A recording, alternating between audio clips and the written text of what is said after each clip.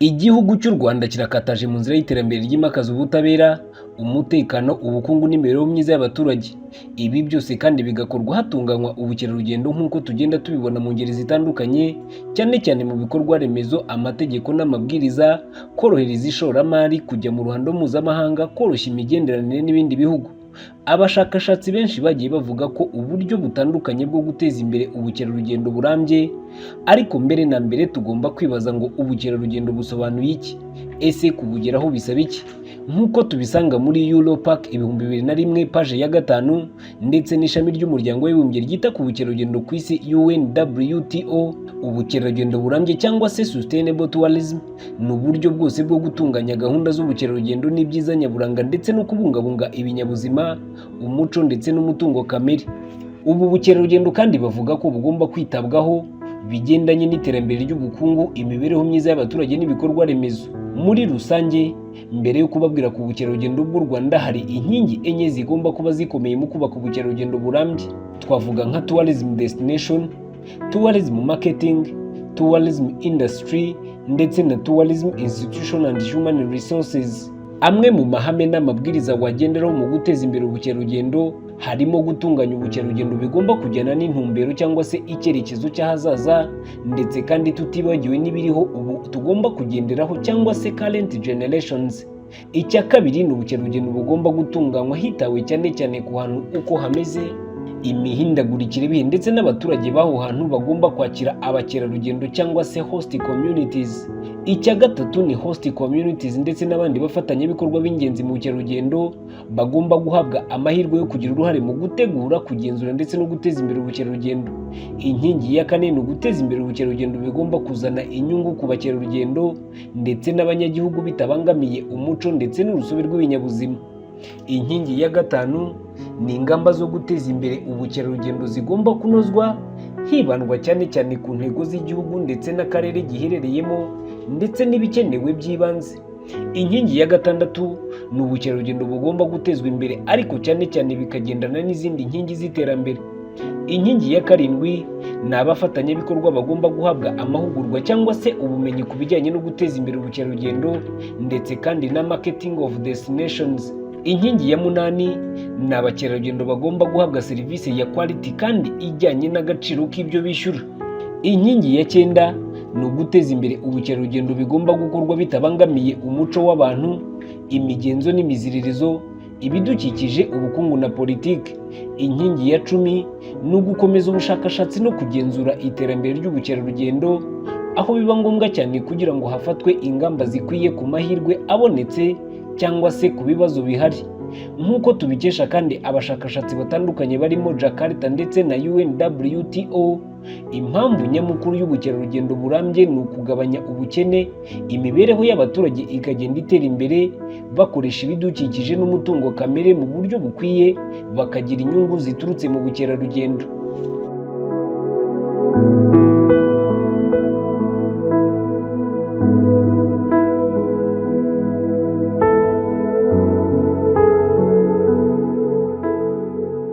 Kugira ngo ibi byose bigerweho rero, hagomba gukurikizwa uruhererekane rw'ibintu bikurikira. Icya mbere ni ugutunganya sisiteme y'imiyoborere myiza n'iterambere muri rusange, ku buryo ahantu haba aho kwifuzwa ndetse no gutemberera, gukorera ishoramari, imyidagaduro n'ibindi. Ikindi cya kabiri ni ugushyigikira imishinga y'ubukerarugendo ibyara inyungu ku baturage. Icya gatatu ni ukubungabunga umutungo kamere, urusobe rw'ibinyabuzima, umuco n'imibereho y'abaturage. Icya kane ni ugutunganya ibikorwa remezo ndetse n'uburyo bwo kwakira ba mukerarugendo benshi kandi ntibihungabanye ibidukikije ndetse nabo bakabona serivisi inoze. Icya gatanu ni imyigishirize n'amahugurwa ku bakira ba mukerarugendo ndetse no kuri ba mukerarugendo ubwabo mu bukangurambaga ndetse no gushimira uruhare rwa buri wese mu kubungabunga ibidukikije ndetse no gusangira umuco. Icya gatandatu ni ugukora ibikorwa bishishikariza abakerarugendo gusura cyangwa se kuza aho hantu, gukurikirana no kugenzura iterambere ry'ubukerarugendo hashingiwe ku gukusanya amakuru y'ingenzi, kuyabika neza, kuyasesengura ndetse no kuyasakaza kubera impamvu z'ingenzi. Icya karindwi ni ukugenzura ubwiyongere bw'abaturage ndetse n'iterambere ry'ubukungu muri bo. Icya munani ni ukugenzura iterambere ry'ubukungu ubukungu bw'igihugu muri rusange, harebwa impinduka, ibigezweho ndetse n'ingamba zikwiriye. Icya 9 ni ukugendera ku mategeko na politike by'igihugu. Icya 10 ni ukureba impinduka mu muco ndetse no mu mibereho myiza y'abaturage. Icya 11 ni uguteza imbere ikoranabuhanga. Icya 12 ni ugutera imbere mu buryo bwo kujya mu ruhando mpuzamahanga. Ubukerarugendo ni imwe mu nkingi ya mwamba iyoboye mu iterambere rirambye ry'umugabane wa Afurika, nk'uko byagiye bigaragazwa n'imibare yashyizwe ahagaragara buri mwaka na WTO. Ubushakashatsi bwagaragaje ko ari inyoroshyarugendo yihuta mu kugabanya ubukene mu mugabane wa Afurika, kuko mu bihugu byinshi itanga umusaruro munini mu kwinjiriza igihugu ku musaruro mbumbe. Ibyo byagiye bituma hafatwa ingamba zitandukanye mu nama za Afurika, harimo nk'iya 27 ya Ordinary Session of the African Union Assembly of Heads of State and Government mu mwaka wa 2016. Gushyiraho pasiporo ihuriweho ya Afurika, guteza imbere ubuhahirane n'amahanga ku mugabane wa Afurika, guhanga udushya, guhanga imirimo ndetse no kwihutisha ikoranabuhanga. Mu guteza imbere ubukerarugendo burambye mu Rwanda, guhera mu mwaka wa 2007 ubukerarugendo bw'u Rwanda bwagiye butera intambwe igaragara mu kwinjiriza igihugu, gutanga imirimo ndetse no kumenyekanisha ibyiza by'u Rwanda muri rusange. Ibyo rero byagiye biterwa n'ingamba zitandukanye zagiye zishyirwaho mu guteza imbere ubukerarugendo ndetse no kubungabunga urusobe rw'ibinyabuzima. Guhera mu mwaka wa 2013 kugera muri 2018 byari biteganyijwe ko uko u Rwanda rwinjiza bizazamukaho 25%, ariko nk'uko imibare ibigaragaza yagiye irushaho kuzamuka ndetse no gutanga akazi ku buryo bushimishije. Mu gukomeza gutunganya ubukerarugendo, u Rwanda rwakiriye umubare w'abakerarugendo miliyoni 2 mu mwaka wa 2019, bituma rujya ku mwanya wa 77 ku isi mu karere ka Afurika y'Iburasirazuba, ruba urwa 3. Mbere yo gukomeza kuvuga ku bukerarugendo, twakomozaho gato ku mateka y'u Rwanda ndetse n'ibyiza birutatse. Nk'uko tubikesha amakuru yashyizwe hanze na leta y'u Rwanda mu mwaka wa 2022, u Rwanda ni igihugu kiri hagati y'ibindi bihugu muri Afurika yo hagati, ruzwi nk'igihugu cy'imisozi igihumbi. U Rwanda rufite ibirunga 5, ibiyaga 23 n'imigezi myinshi. Ubutumburuke buri hagati ya metero 950 kugeza ku 4500. U Rwanda ruhana imbibi n'igihugu cya Uganda mu majyaruguru, Tanzania mu burasirazuba, Burundi mu majyepfo ndetse na Repubulika Iharanira Demokarasi ya Kongo mu burengerazuba. U Rwanda rugira ibihe by'ingenzi bibiri by'imvura, Werurwe kugeza muri Gicurasi ndetse n'Ukwakira kugeza mu Kuboza. Ubushyuhe buhindagurika hagati ya °C 24.6 kugeza kuri 27.6. Ibiyaga binini by'ingenzi ni Lake Kivu, Lake Muhazi, Lake Hema, Lake Burera, Lake Ruhondo ndetse na Lake Mugesera. Parike z'ingenzi ni Akagera, Ibirunga, Nyungwe ndetse na Gishwati Mukura. Guhera mu 1959 Abatutsi barahigwaga, byatumye benshi bicwa, abandi barameneshwa bajya mu buhunzi. Repubulika ya mbere yayoborwaga na Perezida Gregoire Kayibanda ndetse n'iya kabiri ku bwa Perezida Juvenal Habyarimana bimakaje ivanguramoko rirwanya Abatutsi. Abanyarwanda bari impunzi bashinze ihuriro The Rwandese Alliance for National Unity (RANU) mu magambo ahinnye y'Icyongereza mu 1979. Iri huriro ryari rishinzwe guhuza ibitekerezo ndetse no gukora ubukangurambaga burwanya politike y'ivangura ndetse n'ibitekerezo bibi bya jenoside. Mu 1987 RANU yahinduye izina yitwa Rwandese Patriotic Front RPF Inkotanyi. Ku itariki ya 1 Ukwakira 1990 RPF yatangije urugamba rwo kubohora igihugu, guhagarika jenoside ndetse no gukiza Abatutsi bicwaga, aho yabigezeho mu mwaka wa 1994 nyuma y'uko hishwe Abatutsi barenga miliyoni mu gihe cy'amezi 3 gusa. Ku itariki ya 4 Nyakanga 1994 nibwo RPF yashyizeho guverinoma y'ubumwe irangajwe imbere na Pasiteri Bizimungu. Hagarurwa amashyaka atarijanditse muri jenoside yakorewe Abatutsi. Mu mwaka w'ibihumbi 2000 inteko ishinga amategeko yatoye Perezida Pasiteri Bizimungu ndetse na RPF ishyiraho Visi Perezida akaba na Minisitiri w'Ingabo. Mu mwaka w'ibihumbi 2003 Perezida Paul Kagame yatowe ku bwiganze busesuye mu kuyobora igihugu mu gihe cy'imyaka 7, aho igihugu cyateye imbere mu bukungu, amahoro, umutekano, ubumwe n'ubwiyunge mu Banyarwanda. Mu mwaka w'ibihumbi 2010 ndetse na 2017 Perezida Kagame yongeye gutorerwa manda ya 2 n'iya 3 mu rwego rwo gukomeza kwihutisha iterambere n'imibereho myiza y'abaturage. Inzego z'igihugu zagiye zishyirwaho n'ibigo bitandukanye mu kwihutisha iterambere, imiyoborere myiza kandi yegerejwe abaturage.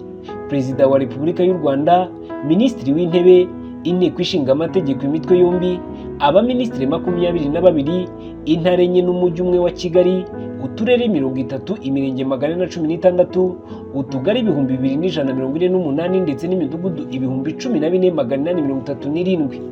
Minisiteri y'Ubuhinzi n'Ubworozi ishamikiyeho ibigo bibiri: Rwanda Agriculture Board and National Agriculture Export Development Board RAB ndetse na NAEB.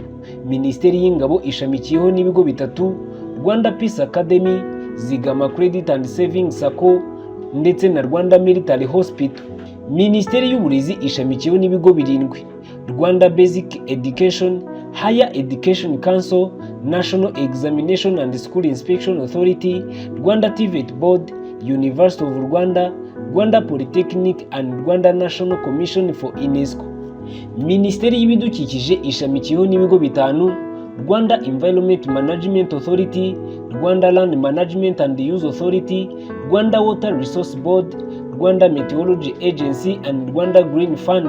Minisiteri ifite mu nshingano ibikorwa by'ubutabazi hari Minisiteri y'Imari n'Igenamigambi ishamikiyeho n'ibigo 11 ari byo: Rwanda Social Security Board, Office of the Auditor General, Rwanda Revenue Authority, National Institute of Statistics of Rwanda, Special Guarantee Fund, Agaciro Corporate Trust Limited, Financial Intelligence Center, Capital Market Authority, Rwanda National Investment Trust, Rwanda Finance Limited and Rwanda Public Procurement Authority. Minisiteri y'Ububanyi n'Amahanga ishamikiyeho n'ibigo 2: Diplomatic Missions, All Embassies and High Commissions ndetse na Rwanda Cooperation Initiative. Minisiteri y'Uburinganire n'Iterambere ry'Umuryango ishamikiyeho n'ibigo 2: National Women Council and National Child Development Agency. Minisiteri y'Ubuzima ishamikiyeho n'ibigo 5: Rwanda Biomedical Center, Centre Hospitalier Universitaire de Kigali, University Teaching Hospital of Butare, Food and Drug Authority and Health Facilities.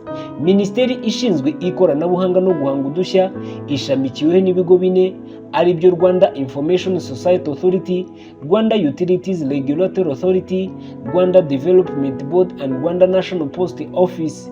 Minisiteri y'Ibikorwa Remezo ishamikiweho n'ibigo 6 ari byo: Rwanda Civil Aviation Authority, Rwanda Transport Development Agency, Rwanda Housing Authority, Rwanda Energy Group, Water and Sanitation Corporation and Road Maintenance Fund. Minisiteri y'Umutekano w'imbere mu gihugu ishamikiweho n'ibigo 2 ari byo: Rwanda National Police and Rwanda Correctional Services. Minisiteri y'Ubutabera ishamikiweho n'ibigo 6: Rwanda Law Reform Commission, National Public Prosecution Authority, Rwanda Investigation Bureau, Institute of Legal Practice and Development, Rwanda Forensic Laboratory and National Commission for Human Rights. Minisiteri y'Ubutegetsi bw'Igihugu ishamikiyeho n'ibigo 7: National Electoral Commission, National Identification Agency, National Rehabilitation Service, Rwanda Demobilization and Reintegration Commission, Local Administrative Entities Development Agency, National Council of Persons with Disabilities and Rwanda Broadcasting Agency. Minisiteri y'Abakozi ba Leta n'Umurimo, Minisiteri ishinzwe ishoramari, Minisiteri ya Siporo ishamikiyeho n'ibigo 2 ari byo: Federasiyo za Siporo ndetse n'amasosiyasiyo. Minisiteri y'Ubucuruzi n'Inganda ishamikiyeho n'ibigo 4 ari byo: Rwanda Standards Board, National Institutional Research and Development Agency, Rwanda Cooperative Agency, Rwanda Inspectorate and Competitive and Consumer Protection Authority.